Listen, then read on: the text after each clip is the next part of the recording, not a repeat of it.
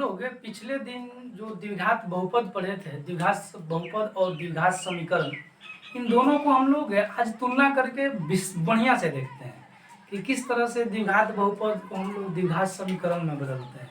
हालांकि हम लोग कल पढ़ भी चुके हैं और कल जो 4.1 अध्याय है हमारी, उसके जो 2 वीडियो बने हैं उसे आराम से आप लोग देख लीजिए और उसको आप देखने के बाद ही इसे देखेंगे तो बेहतर आपको समझ में आएगी। तो हम लोग देखते हैं कि जो द्विघात बहुपद है इसका व्यापक रूप px बराबर x square plus b x plus c हुआ करती थी। इसमें आप लोगों को बताए गए थे कि इसमें ए बी और जो सी है ये तीनों के तीनों वास्तविक संख्याएं हैं। इन वास्तविक संख्याओं में हम लोग जो ए था, ए के लिए शर्त हम लोग रखे थे कि कभी भी शून्य के बराबर नहीं होनी चाहिए, अर्थात ए इज नॉट इक्वल टू 0। इसके बाद में आपके बी और सी शून्य हो जाए तो कोई बात नहीं है। इसके बाद हम लोग इसमें जो ए है उसे एक्स स्क्वायर का गुणांक कहते थे, बी को एक्स का गुणांक कहते थे और जो हमारा सी था वह एक स्वतंत्र अचर पद है। तो हम लोग इस द्विघात बहुपद को ही जब शून्य से समाकृत कर देते हैं, माने उसके बराबर में शून्य लिख देते हैं, तो वह हमारा द्विघात समीकरण बन जाता है। तो जैसे ये द्विघात बहुपद की व्यापक रूप है, हम इसे जब द्विघात समीकरण के व्यापक रूप बदलेंगे तो बस इसको हम लोग x square b x plus c केवल शून्य से समाकृत कर देंगे, इसके बराबर में हम लोग 0 लिख देंगे। ये हमारा द्विघात समीकरण का व्यापक रूप हुआ। तो आज हम लोग सीखेंगे कि जो द्विघात समीकरण है उसके मूल किसे कहते हैं या फिर द्विघात समीकरण के हल किसे कहते हैं। तो इसके लिए भी हम लोग एक बार फिर से बहुपद के शून्यक को याद करते हैं। इसमें हम लोग जब शून्यक पढ़े थे बहुपद में, तो उसमें हम लोग पढ़े थे कि किसी बहुपद में जो चर संख्या होती है, यहाँ पर तो चर संख्या के रूप में x है, अर्थात जो x होती है उसकी वह वैल्यू, उसकी वह मान जिसके लिए पूरा बहुपद ही शून्य हो जाता है, तो हम लोग उसे शून्यक कहते थे। तो इसके शून्यक की तरह जब हम लोग समीकरण के मूल निकालने चलते हैं तो उसी तरह से इसमें भी है कि x की आप कोई ऐसा वैल्यू रखिए जिसके कारण आपके इस जो बाएं पक्ष है इसका मान शून्य हो जाए। दाएं पक्ष तो शून्य है ही, तो वही x की वैल्यू इस समीकरण की मूल कहलाएगी, समीकरण का हल कहलाएगा। तो हम इसको कुछ इस तरह से भी कह सकते हैं कि दाएं साइड में तो शून्य है और बाएं साइड में हमें कोई चर उसकी कोई मान रखकर हमें शून्य लाना है, अर्थात दोनों तरफ शून्य शून्य। मतलब क्या कि बाएं साइड भी शून्य और दाएं साइड भी शून्य, मतलब दोनों तरफ बराबर बराबर आ जाए, अर्थात इसके समीकरण के जो दोनों पक्ष हैं वे समान हो जाए। तो आप मूल की इस तरह से भी परिभाषा लिख सकते हैं कि द्विघात समीकरण में जो चर संख्या है उसकी वैसी मान जो समीकरण के दोनों पक्षों को संतुष्ट करता है, उसी को हम लोग उस समीकरण का मूल कहते हैं, उस समीकरण का हल कहते हैं।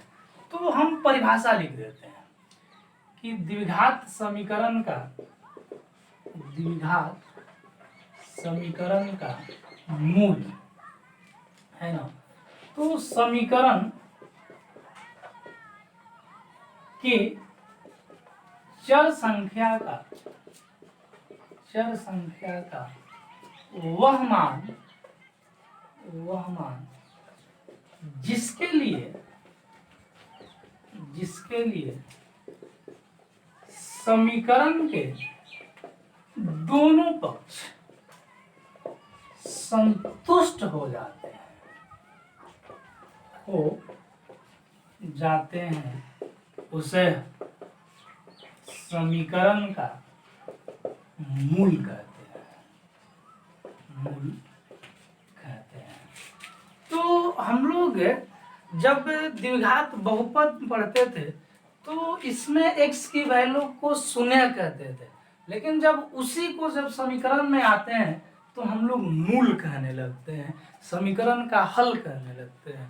तो यदि हम सोचे तो मूल और शून्य दोनों एक ही चीजें हैं, समीकरण में मूल हो जाते हैं और बहुपद में शून्य कहलाते हैं।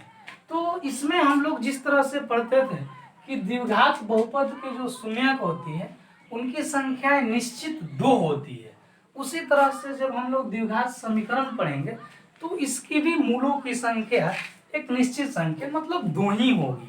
और जिस तरह से हम लोग शून्यकों को अल्फा बीटा करके सूचित करते थे तो मूल को भी हम लोग उसी से सूचित करेंगे, इसमें कोई बदलाव नहीं लाएंगे। तो हम इस तरह से लिख सकते हैं कि द्विघात समीकरण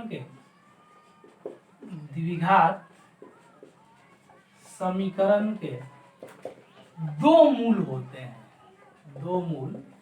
होते हैं जिसे अल्फा एवं बीटा से सूचित करते हैं। अच्छा, हम आपको एक एग्जाम्पल लेकर समझाते हैं कि किस तरह से द्विघात समीकरण के मूल निकलता था और द्विघात निकलेगा और किस तरह से द्विघात बहुपद के शून्यक निकलते थे। तो दोनों में हम लोग तुलना करते हैं और पाएंगे कि कोई अंतर नहीं होता है।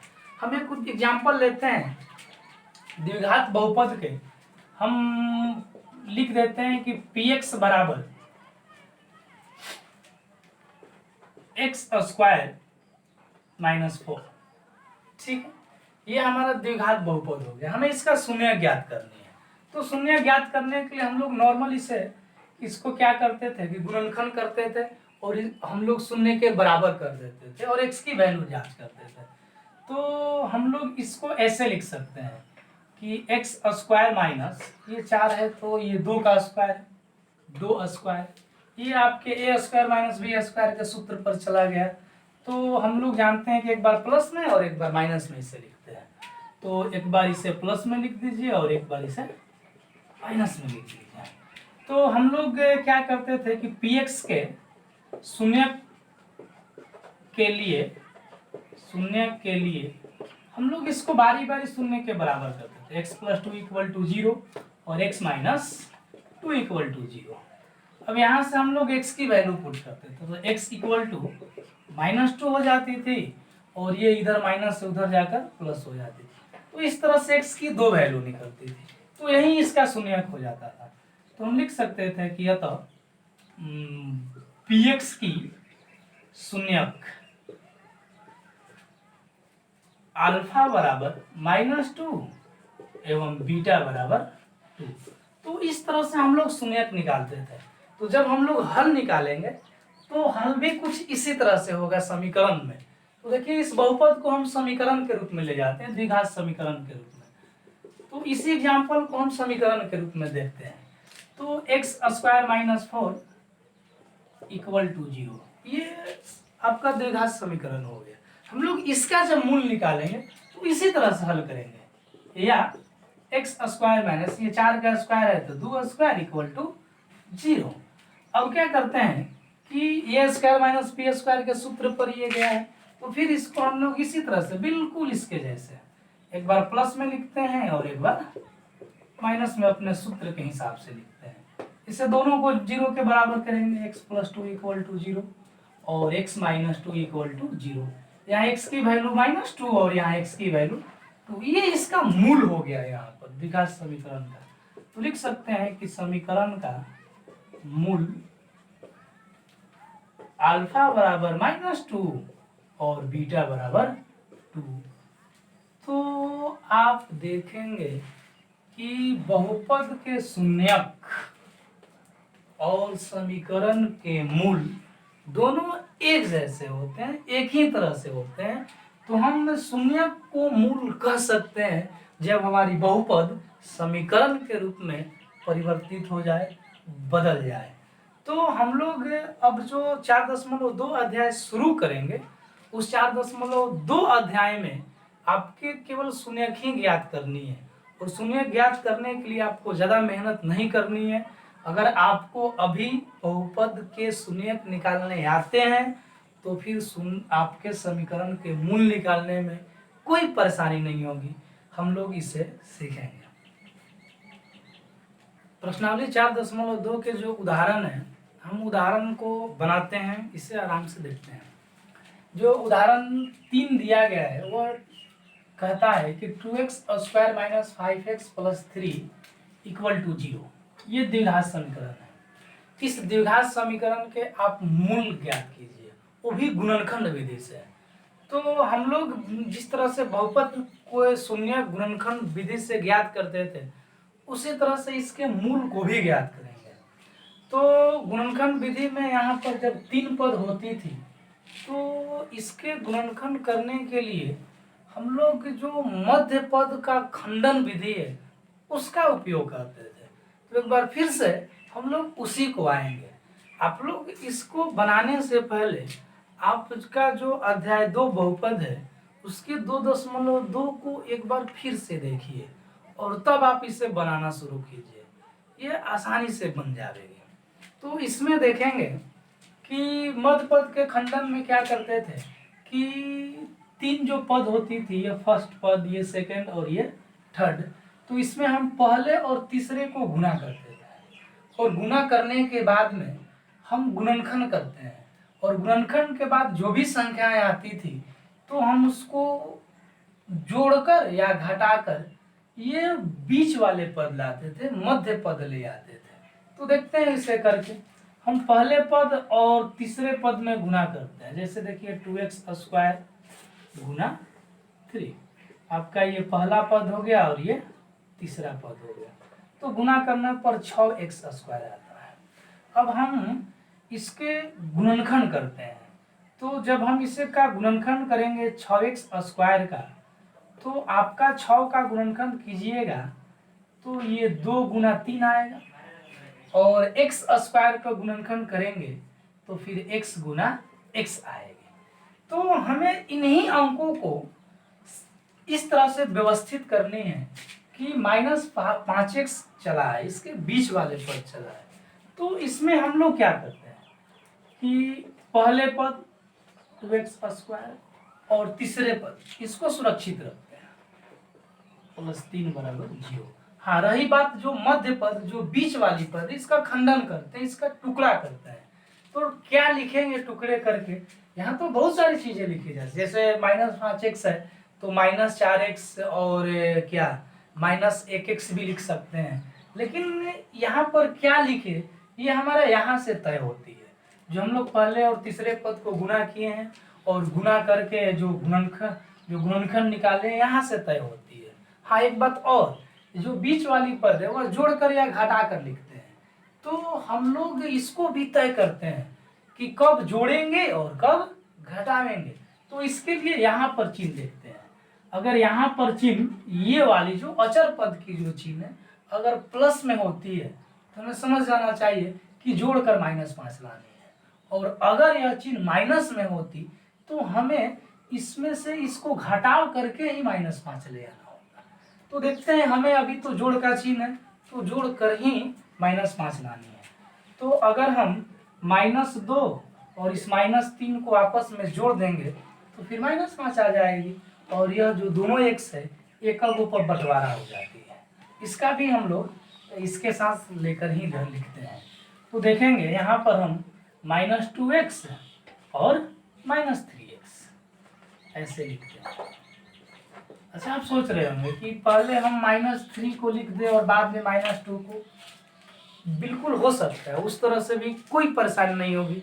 जिस तरह से ये यहाँ पर आंसर आएगा उसी प्रकार से अगर आप -3x को पहले और -2x को बाद लिखेंगे तब पर भी उतना ही आंसर आएगी, उसमें कोई बदलाव नहीं होगा। देखते हैं, इसे बनाते हैं।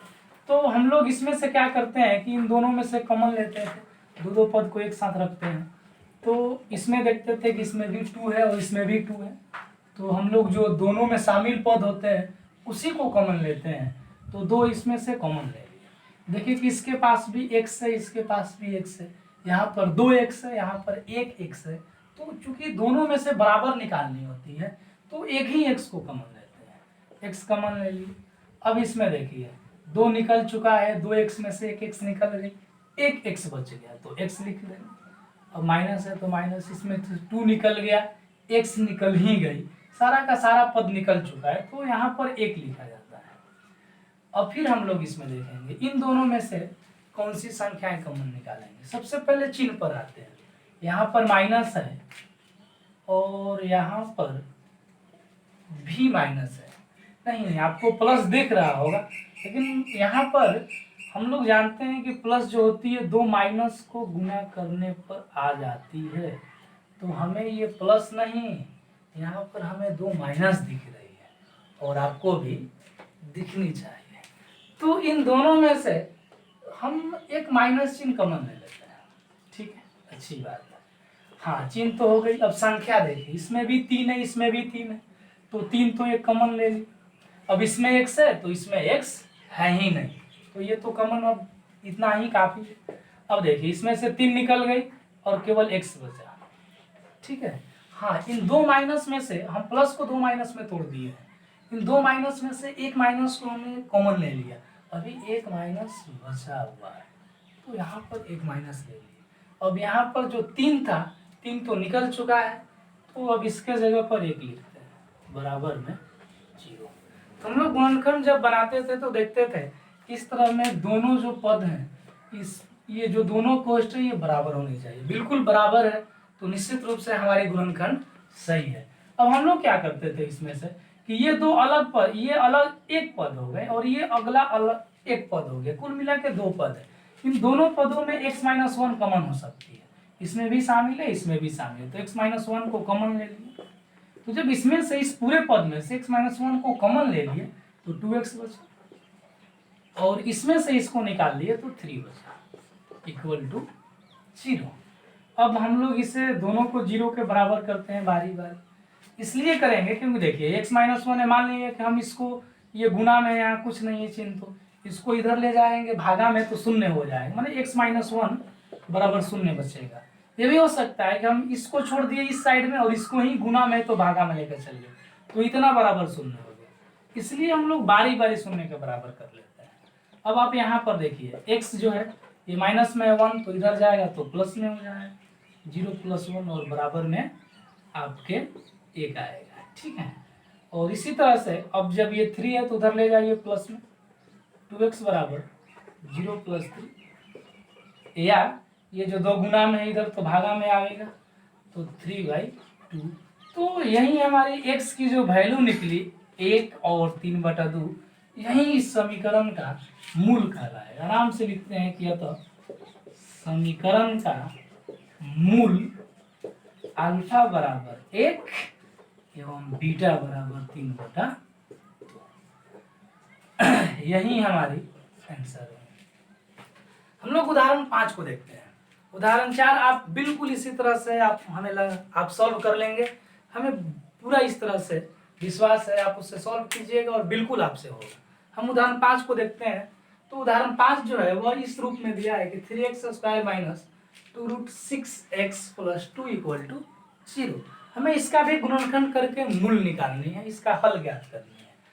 तो देखिए हम इसमें क्या करते हैं, इसमें भी इसी तरह से मध्य पद का खंडन करेंगे, पहले और तीसरे को गुना करते हैं, तो पहला पद मिला 3x² और तीसरा पद 2, कुल मिला के 6x² आया।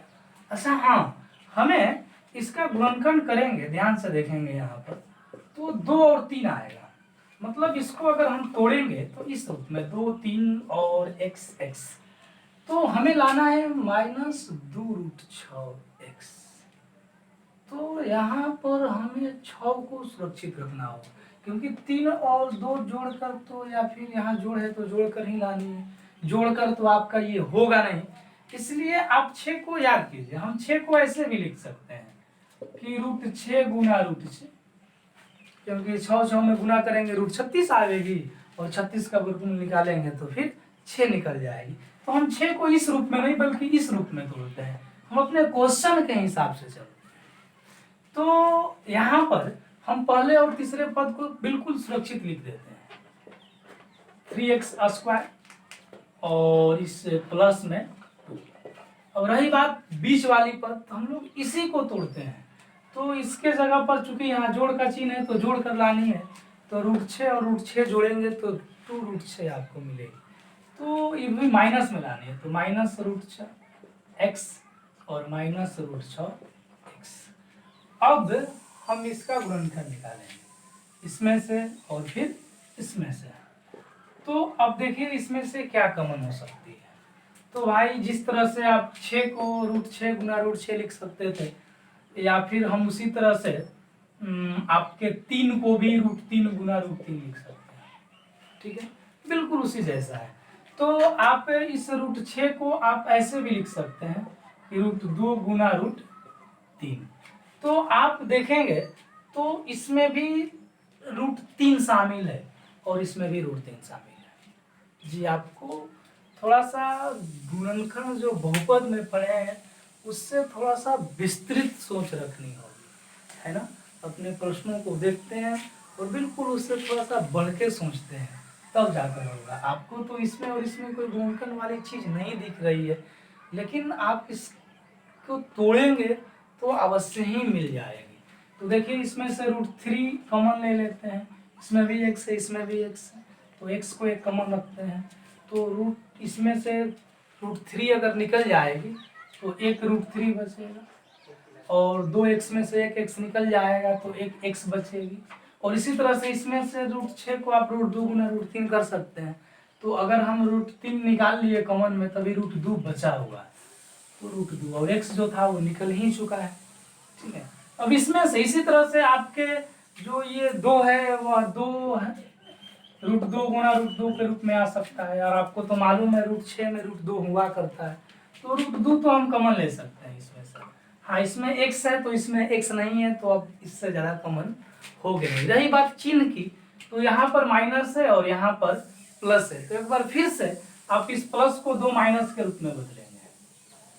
तो इन दोनों में से हम अब देखिए इसमें भी माइनस इसमें भी माइनस, आप माइनस कॉमन निकाल सकते हैं। अब इसमें से √6 में से √2 निकल गई तो √3 बचा हुआ है, √3 बचा हुआ है, x भी बच गया है। 2 माइनस में से एक माइनस निकला हुआ, एक माइनस बचा हुआ है, और आपके इस √2 है, इसमें से एक √2 निकाल चुके हैं, तो एक √2 बचा हुआ है, तो बराबर 0। इस तरह से आप कोष्ठ को देख लीजिए, दोनों बराबर है, बिल्कुल हमारा गुणनखंड सही दिशा में जा रहा है। अब हम क्या करते हैं, इन दोनों में से इसको कॉमन निकालते हैं, क्योंकि ये और ये इसमें दोनों में शामिल है।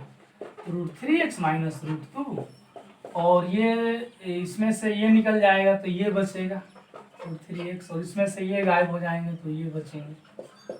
अब हम लोग इसको शून्य के बराबर करेंगे, तो दोनों को बराबर कीजिए शून्य के, तो √3x माइनस √2 इक्वल टू 0, और इसको भी शून्य के बराबर करते हैं, तो आपको √3x बराबर, ये माइनस में है तो प्लस में जाएगा, और ये गुना में है तो भागा में जाएगा, 0 में जोड़ेंगे तो इतना ही आएगा √3। आप इसको होल कोष्ठ दे दीजिए, पूर्ण रूप से कोष्ठ दीजिए 2/3, और इस तरह से इसका भी हल करेंगे तो बिल्कुल इसके ही जैसा है, इसमें भी x की वैल्यू इतना ही आएगी 2/3। तो यही हमारा समीकरण का मूल हो गया। हम लिख सकते हैं यतः समीकरण का मूल अल्फा बराबर 2/3 के होल रूट, और बीटा बराबर भी 2/3 का होल रूट। तो यही इसका आंसर हुआ। ठीक है, नेक्स्ट क्वेश्चन देखते हैं। तो हम लोग आज प्रश्नावली देखते हैं, प्रश्नावली के जो जिस तरह से उदाहरण बनाए उसी हिसाब से हमारी जो 4.2 प्रश्नावली है उसकी दिया गया है कि गुणनखंड विधि द्वारा हमें मूल ज्ञात करनी है। तो इसमें से जो आप पहला क्वेश्चन के पहला दूसरा बना सकते थे, आप बनाइए, कोशिश कीजिए, हो जाएगी।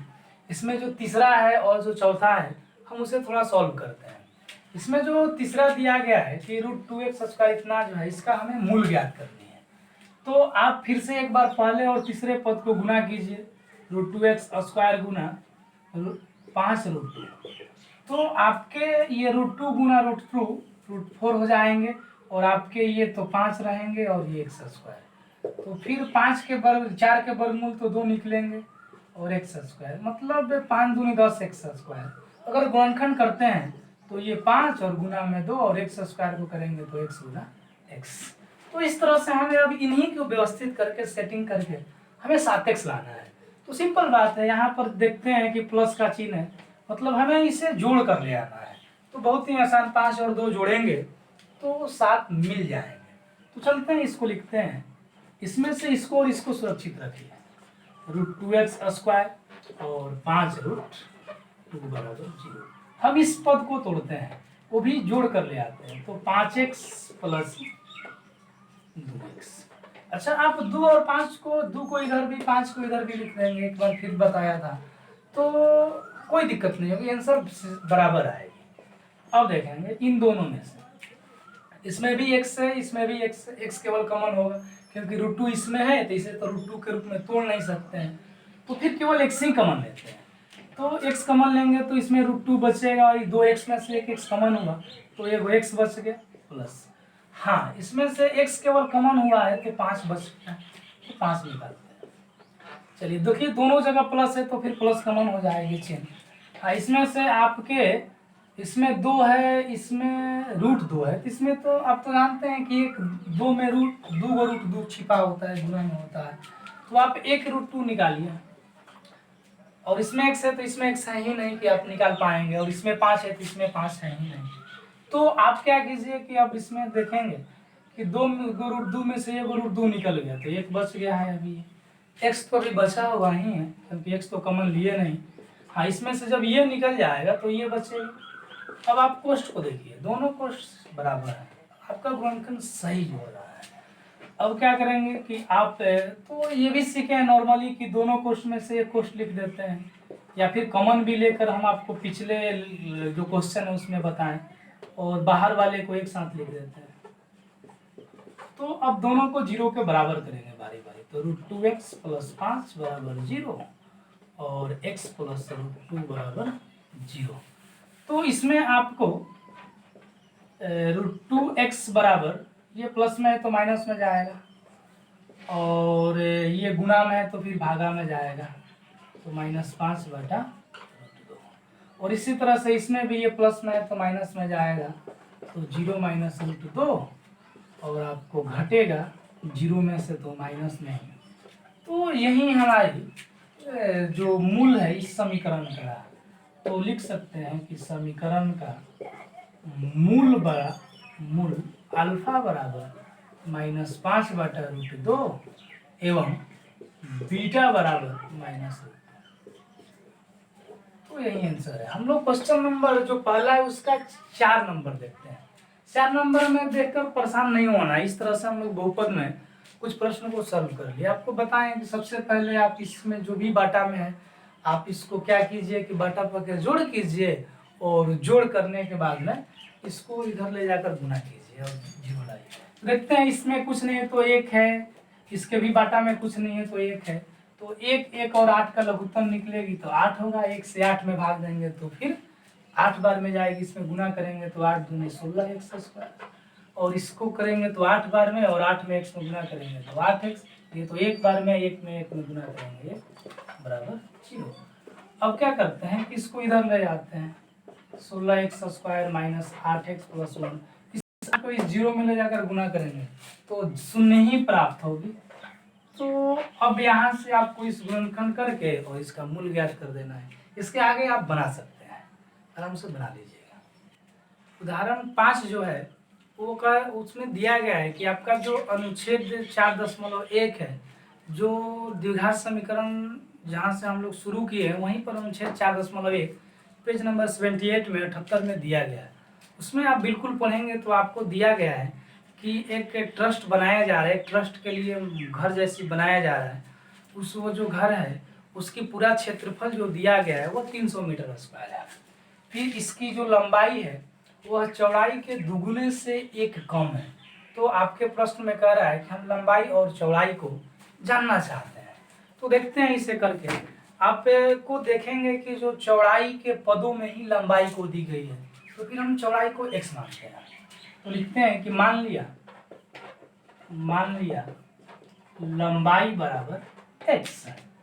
तो फिर जाहिर सी बात है, नहीं लंबाई नहीं, इसे चौड़ाई मानते हैं, चौड़ाई के पद में दिया है, तो जाहिर सी बात है कि लंबाई इसके दुगने से एक कम होगी, माने 2 गुना चौड़ाई के दुगना, तो चौड़ाई में 1 से गुना करेंगे, एक कम तो एक घटा देंगे, मतलब क्या कि 2x माइनस 1। तो इस तरह से लंबाई आपकी हो गई 2x माइनस 1 और चौड़ाई हो गई x। फिर चूंकि क्षेत्रफल दिया है 300 मीटर स्क्वायर, तो हम लोग क्षेत्रफल का ही सूत्र लिखेंगे।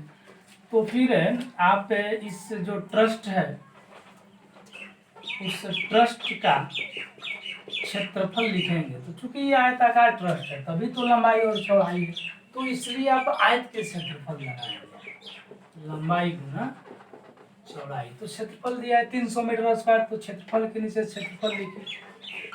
लंबाई का मान दिया है 2x माइनस 1, तो 2x माइनस 1 लिखिए, गुना चौड़ाई के नीचे चौड़ाई का मान लिखिए।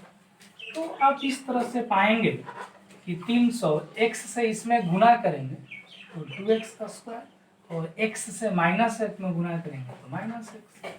अब इसको आप इस साइड ले जाइए, क्योंकि द्विघात समीकरण के रूप में हमें इसे तैयार करना है। तो 2x स्क्वायर माइनस x, और इसको इधर ले जाएंगे तो माइनस 300 बराबर 0। अब क्या करते हैं, इससे हम गुणनखंड विधि से हल करते हैं। तो पहले और तीसरे में गुना करेंगे, तो 2 गुना आपका 300 आएगा 600, और आप 2x स्क्वायर है तो 600 स्क्वायर। आप इसको तोड़ेंगे तो आप 600 को तोड़ेंगे तो मिल जाएगा, 2 से तोड़ेंगे तो 300 है, आपको यहाँ से 150, फिर यहाँ से 75, और 75 को तोड़ेंगे 3 से तो आपको 25, 3 फिर 5 5। आपको इतनी सारी सेटिंग करनी है अंक, देखिए 2 2 2 फिर 3 और 5 सेटिंग करके हमें लानी है माइनस एक्स। तो चेक करते हैं किस तरह से आपको आना है, वो भी घटाकर। यहाँ से चेक कीजिए, यहाँ से आपको पता चल रहा है कि घटाकर माइनस एक्स लाना है, क्योंकि एक यहाँ पर माइनस की चिन्ह है तो घटानी ही है। तो आप इसमें देखेंगे कि आपको ये मिल जाएगा 2 दूनी 4 और 4 5 20, और इधर से आपको हो जाएंगे 3 दूनी 6 और 6 5 30। ये नहीं हो रहा है तो माइनस 1 लानी है, तो 2 दूनी 4 दूनी 8, हाँ यहाँ से हो जाएगा। ये 2 दूनी 4 दूनी 8 24, और ये 50 25। तो इसे देखते हैं 2x स्क्वायर, तो माइनस एक्स लानी है, तो आपका माइनस 25x ये बड़ा होना चाहिए, प्लस में 24x और माइनस 300 बराबर 0। अब इसमें से आप कॉमन लीजिए, इसमें से तो कॉमन लेंगे तो इसमें आपको इसमें से कॉमन लेने पर x ही बचेंगे, तो ये आपको मिल जाएगा 2x और माइनस 25, और यहाँ पर कॉमन लेंगे तो यहाँ पर हम लोग जो प्रश्न है उसमें थोड़ा सा गड़बड़ी किए हैं कि जो लंबाई है वो चौड़ाई के दुगना से 1 अधिक है, तो 1 जोड़ना पड़ेगा। थोड़ा सा सुधार करते हैं, ये इस तरह से होगी, तो प्लस आपका आ जाएगा यहाँ पर प्लस x। तो आपको क्या करनी है कि जोड़कर मैंने घटाकर और प्लस में ले आनी है, तो फिर ये तो प्लस में हो जाएंगे और ये माइनस में हो जाएंगे। ठीक है, सब ठीक है, ये प्लस में हो जाएंगे, यहाँ से माइनस कॉमन ली जाएगी, तो माइनस कॉमन लेंगे दोनों में से माइनस 12x, तो आपके बच जाएंगे ये 2x, और प्लस में बच माइनस तो कॉमन हो चुकी है इसमें से 25 बराबर 0। अब क्या करते हैं कि दोनों कोष्ठ में से एक कोष्ठ को लिख देते हैं, और फिर इन बाहर वाले को एक साथ लिखते हैं, माइनस 12 बराबर 0। दोनों को बारी बारी 0 के बराबर करते हैं, तो 2x प्लस 25 बराबर 0 और x माइनस 12 बराबर 0। तो या आपको यहाँ पर ये x की वैल्यू जो होगी वो 0 माइनस 25 या x बराबर माइनस 25/2, और यहाँ पर x बराबर माइनस है तो यह इस साइड जाएगा तो प्लस में हो जाएगा, तो x बराबर 12। यहाँ पर जो ये x की वैल्यू है -25/2, ये इम्पॉसिबल है, ये असंभव बातें हैं। तो आप इसको समझ सकते हैं कि जो किसी भी घर या फिर किसी भी ट्रस्ट की जो लंबाई चौड़ाई होगी वह x, तो हम लोग चौड़ाई को माने हैं और चौड़ाई का वो माइनस, इसलिए x की वैल्यू हम लोग इसके लिए सही नहीं है ना। तो हम लोग x की वैल्यू यहीं रखेंगे। तो लिख सकते हैं यहाँ पर कि चौड़ाई कभी भी निगेटिव नहीं होती है, इसीलिए x is not equal to -25/2। आपको ये वैल्यू नहीं होगी तो x की वैल्यू ये होगी। तो मतलब क्या कि अतः आपका चौड़ाई का जो मान दिया है x और x की मान आया है 12, तो फिर ये 12 मीटर हो गया। जो लंबाई है वह है 2x + 1, तो 2x + 1 आप x की जगह 12 रखेंगे तो 2 गुना 12 और प्लस में 1 लिखते हैं, तो फिर ये 12 दूनी 24 है 25 मीटर। तो यही हमारा आंसर रहा, इसे आप नोट कीजिए। प्रश्न संख्या 3 हम लोग बनाते हैं। प्रश्न संख्या 3 में दी गई है कि दो संख्याएं आपको ज्ञात करनी है जिनको जोड़ने पर 27 आएगी और गुणा करने पर 182 आएगी। तो आप पहली संख्या को x मान लीजिए। तो इसमें हम मानते हैं कि मान लिया पहली संख्या बराबर x, तो दूसरी संख्या कितनी होगी? भाई पहली संख्या x है और दोनों संख्याओं को जोड़कर 27 लाया गया है। तो अगर हमें 27 जोड़कर मालूम है, उसमें से पहले संख्या x मालूम है, तो दूसरी संख्या निकालने के लिए अगर कुल में से हम पहलका को घटा देंगे, मतलब 27 में से x घटा देंगे, तो निश्चित रूप से ये दूसरी संख्या हो जाएगी। तो यही हमारी दूसरी संख्या। अब अपने प्रश्न को जाते हैं।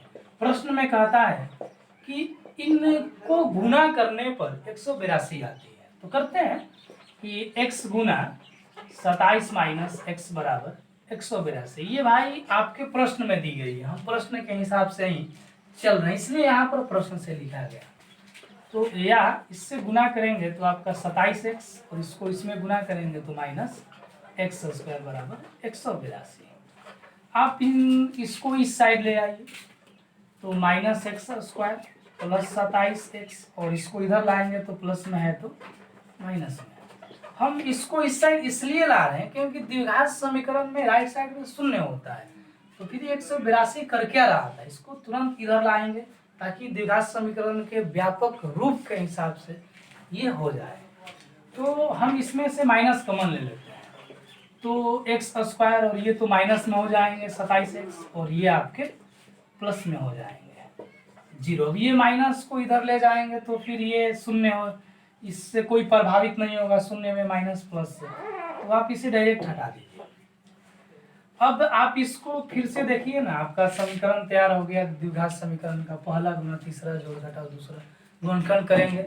अब गुणनखंड तोड़ेंगे तो मालूम चलेगा कि ये आपका इसको तोड़ेंगे 182 को, 182 गुना x², पहला गुना तीसरा करेंगे तो 182 x², इसे तोड़ने पर 13 और 14 आएगी और ये x और x हमें जोड़कर 182 लानी है, -27 लानी है।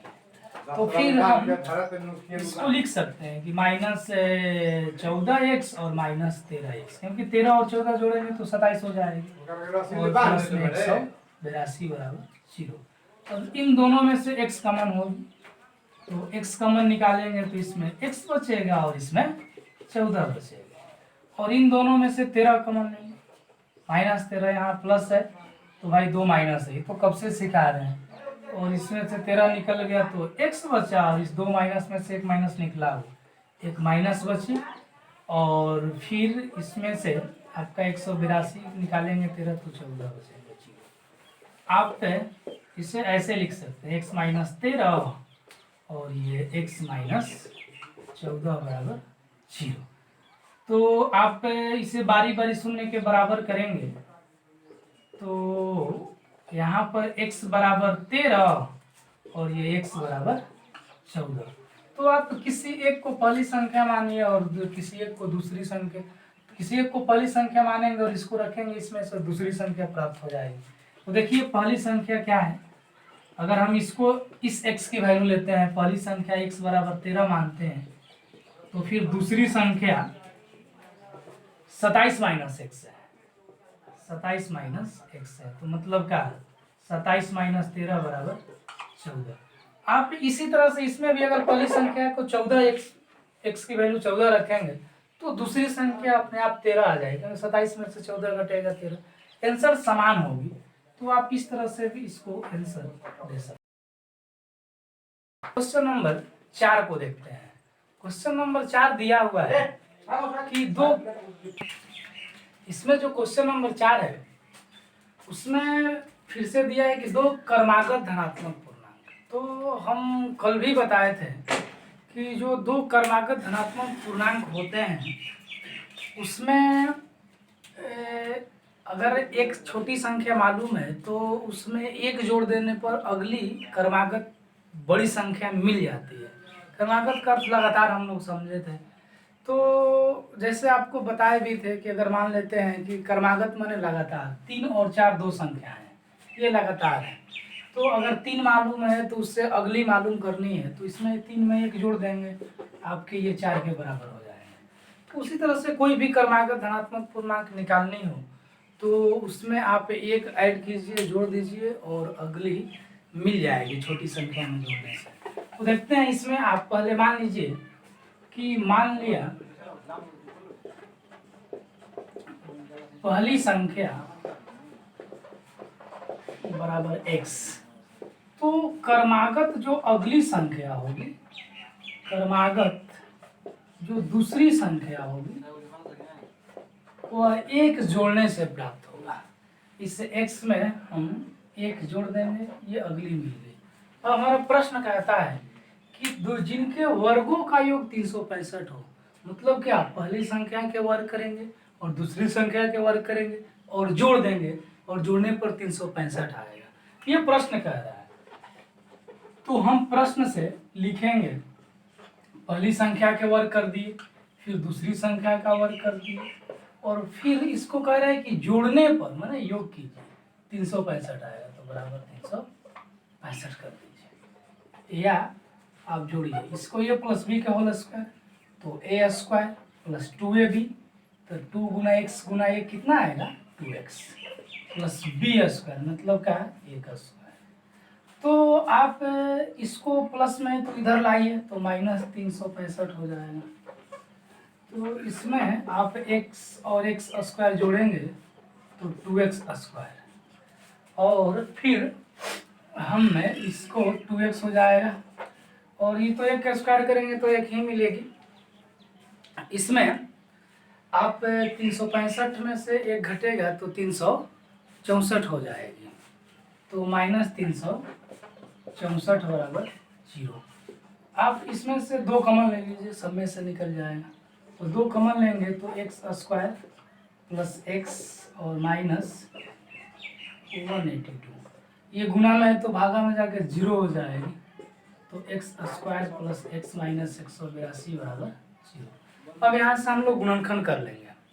तो गुणनखंड करेंगे तो पहला गुना तीसरा करके तोड़ेंगे तो आपको ये इस रूप में प्राप्त होगी, x square plus 14x minus 13x minus 182 बराबर 0। आप इन दोनों में से कॉमन लीजिए x, तो x प्लस 14, इन दोनों में से माइनस 13 कॉमन लीजिए, इसमें x बचेगा और इसमें माइनस निकल गया प्लस और ये 14।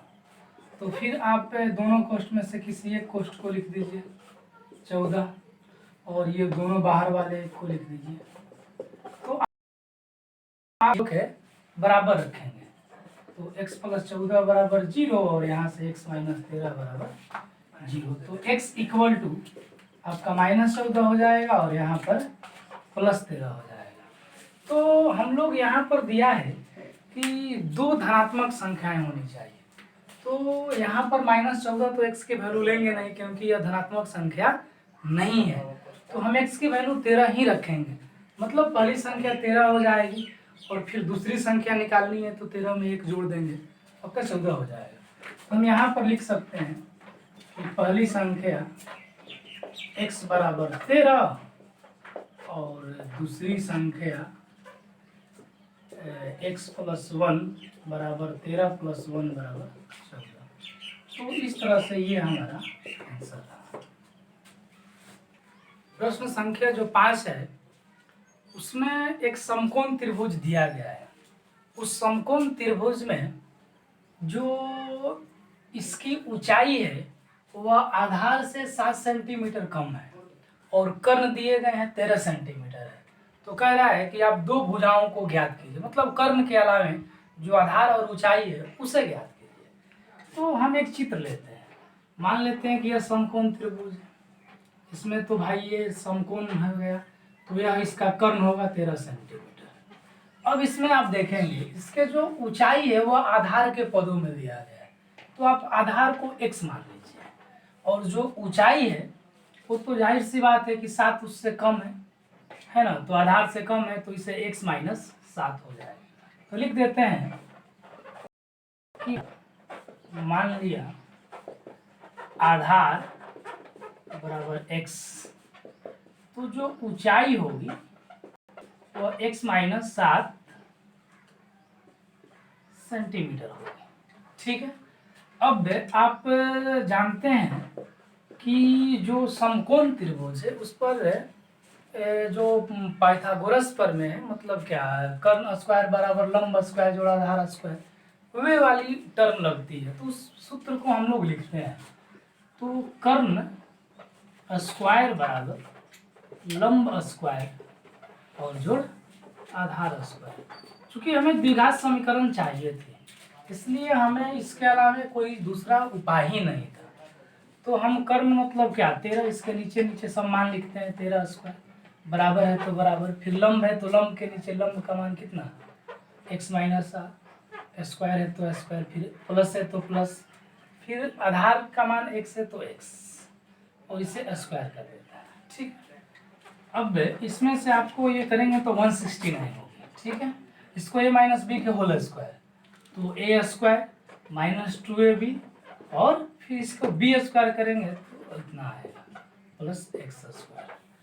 अब सबको उस ओर ले चलते हैं, तो इधर शून्य बचेगा, आपका x स्क्वायर और x square 2x square -14x और प्लस 49, और ये प्लस में है तो माइनस में जाएगा, क्योंकि हमें द्विघात समीकरण में एक साइड में शून्य चाहिए थे, इसलिए इसको इधर ले आना पड़ा।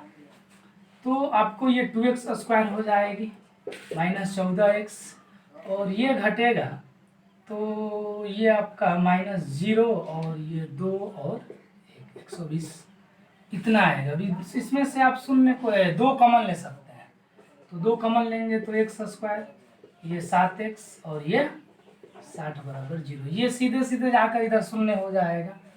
तो आप इसका गुणनखंड कीजिए इसका, तो 60 को तोड़ेंगे तो आपका आएगा 2, 30, 2, 15, 3, 5, 60। तो आपको घटा कर ले आनी है 7, तो इसमें से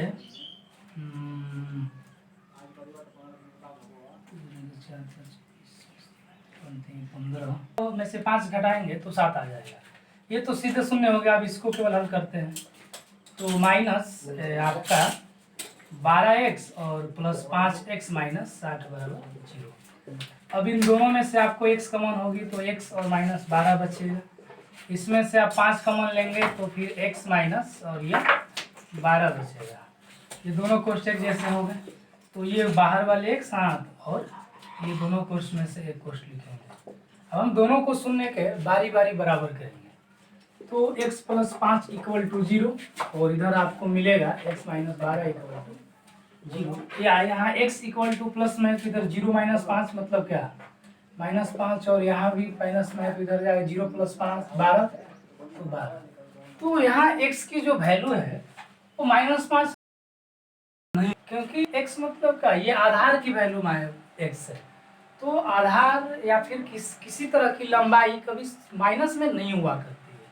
किसी भी बहुभुज की लिखेंगे कि लंबाई निगेटिव नहीं होती है, इसलिए x is not equal to -5।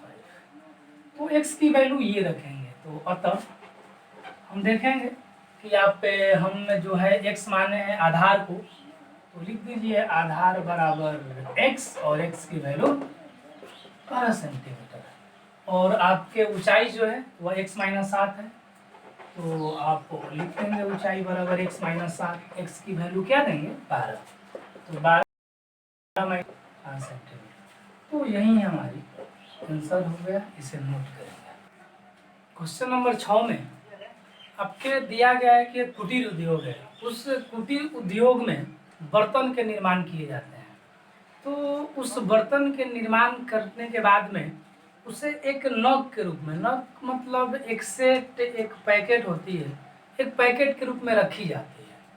तो उसमें देखा गया है कि किसी विशेष दिन के लिए बात की गई है कि प्रत्येक नग जो है उसकी जो कीमत है वो जितनी बर्तनों की संख्या है उसके दुगुने से 3 अधिक थी।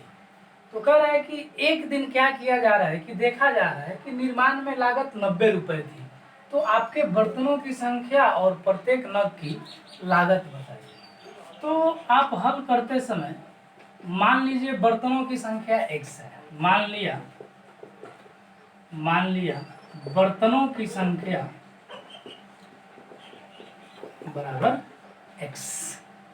तो इसमें दिया गई है कि लागत जो है प्रत्येक नग की लागत अगर निकालेंगे, नग मतलब क्या, एक बर्तन की सेट होती है, प्रत्येक सेट जो होती है उसकी अगर हम लागत निकालते हैं तो बर्तनों की संख्या के दुगुना है ना, तो इसमें 2 से गुना कीजिए, से 3 जोड़ते हैं, मतलब 2x प्लस 3 रुपये। आपको प्रश्न में दिया है कि किसी विशेष दिन जो कुल खर्च है वो 90 रुपये हो जाती है।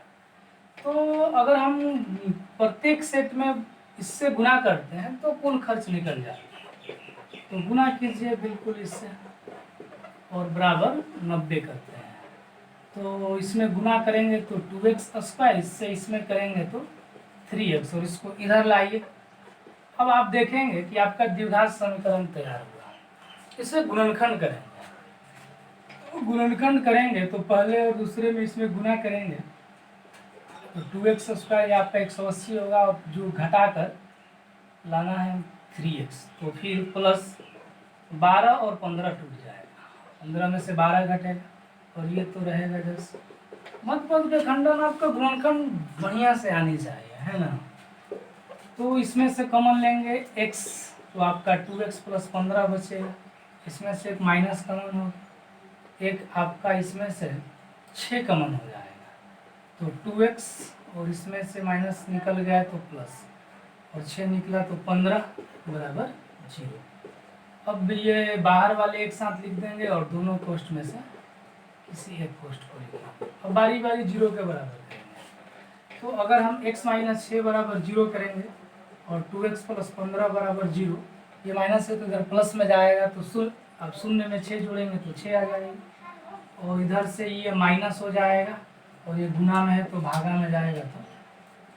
तो आपका x की वैल्यू तो यह होगा नहीं, क्योंकि बर्तनों की जो संख्या है वो माइनस में नहीं आती, निगेटिव नहीं आती। तो लिख सकते हैं कि बर्तनों की संख्या निगेटिव नहीं होती है, इसलिए x is not equal to -15/2।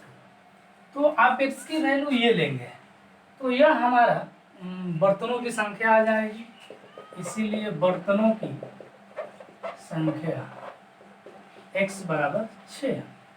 और हमें प्रत्येक नग की लागत भी पूछ रहा है, जो यहाँ से निकलेगी, प्रत्येक नग की लागत, तो ये आया है 2x प्लस 3। तो भाई इसमें x की जगह तो 6 लिखेंगे, तो 2 गुना 6 प्लस 3 आपका कुल 15 रुपये आएगा। तो इस तरह से इसका आंसर रहा। तो हम लोग अध्याय 4.2 जो है उसको समाप्त कर चुके हैं, और इसमें आपको जो प्रश्न छोड़े गए हैं उसे आप स्वयं करेंगे और वो आपसे बन भी जाएंगे। जैसे पहले प्रश्न में आपको जो उदाहरण 1 हम लोग बनाए हैं, जो 4.1 में, उसी को बनाना है, उसको केवल हल कर देना है। समीकरण तो हम लोग उसी में तैयार कर चुके हैं। अब और इसे नोट कीजिए और आप इसको अभ्यास भी कीजिए। हम लोग नेक्स्ट जो लेसन है वो कल नेक्स्ट वीडियो में देंगे।